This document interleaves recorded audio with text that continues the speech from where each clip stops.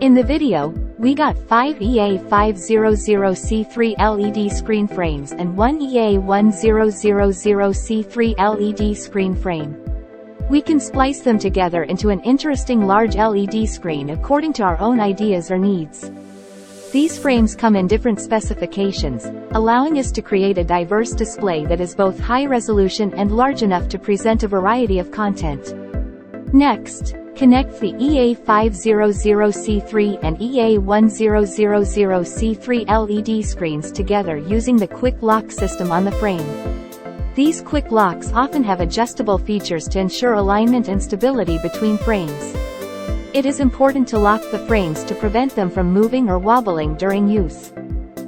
In summary, through creative splicing and using EA500C3 and EA1000C3 LED screen frames, we can easily create an interesting, large-scale LED screen suitable for various occasions and applications.